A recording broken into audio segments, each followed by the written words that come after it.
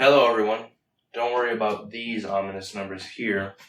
Worry about these ominous numbers instead, since they're the focus of this video.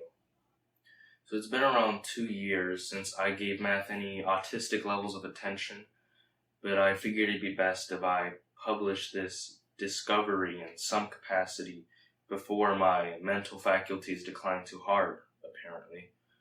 As is, I can barely remember where this method even applies, but let's try our best to decipher whatever it is 15-year-old me figured out. 15-year-old me only saw it fit to leave 2 examples, it looks like, so that's what we're getting. Basically, it looks like this applies wherever a graph recurves, such as in an absolute value or exponential inequality, where only one variable is involved.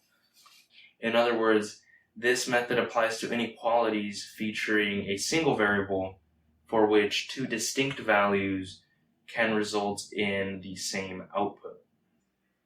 So I've been recording for a few hours now, and therefore the lighting is a little worse now since I was mostly relying on natural lighting, which is mostly now gone, and now I have to rely on the lamp on my desk instead since the lights in my room don't work. I also brought the camera a little closer to the board so that the numbers can be seen. At least I hope that's the case. They might still appear a little small, fortunately, but hopefully that's not too big of an issue. So take as examples these 2 inequalities. For which values of x do they hold true? Well, if you asked me to solve these the regular way, I wouldn't know, because I don't remember how to solve these the regular way, if I'm being honest. However, what we can do is use my method, and I'm going to start with this problem here. So I am going to apply a plus or minus sign in order to undo the absolute value here. Now, when you do this, though, make sure to change the operator, like so, ensuring that the original inequality operator is maintained as the top. And then you can just proceed as per usual. And whenever you apply a negative operation, you swap the operators. So if we solve this, we can proceed using, I'm trying to remember, it's going to be -4 plus or minus 20, like so. So we isolate x, and now here's what happens. We compute the 2 ranges for which this is true. When we use the plus sign in the plus or minus operator, we use the top inequality operator. So in this case, you get 16, right? -4 plus 20 being 16 is greater than x. Or when you use the minus sign, you use the bottom operator. So in this case, -4 minus 20 will get you -24 less than x, right? And so from here, you just apply logic to see if you can merge these 2 ranges like so, right? -24 less than x less than 16. And this is the solution, because these 2 ranges obviously can be merged. In some cases, they are mutually exclusive and they can't be merged.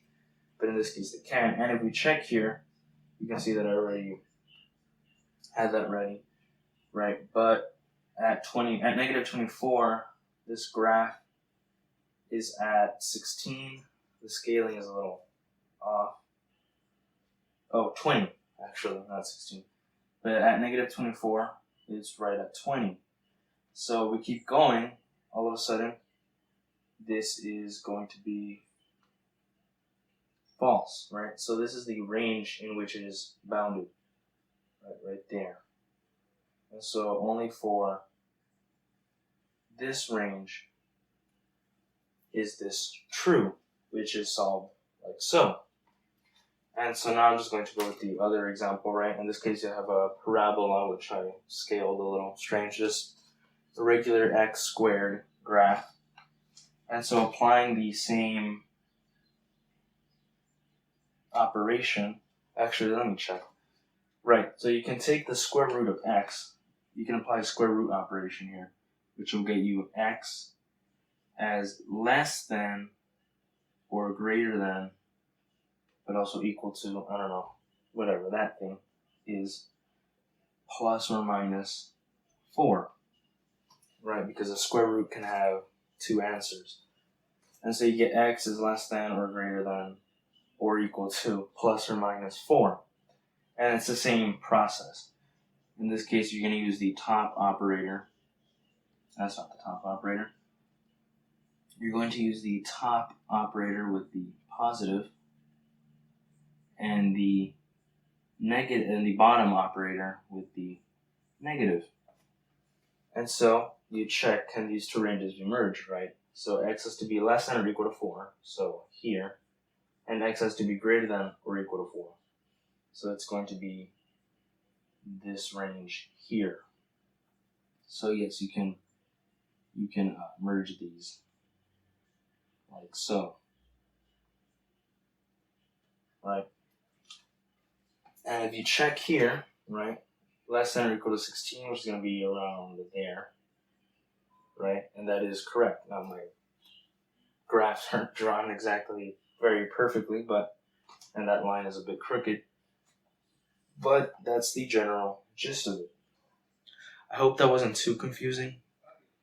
I'm not sure if this method works under all circumstances or why it works at all. And I'm fairly certain I'm not the first to have stumbled upon this trick. So if you feel you have a better way of explaining it, then feel free to do so. As always, thanks for watching.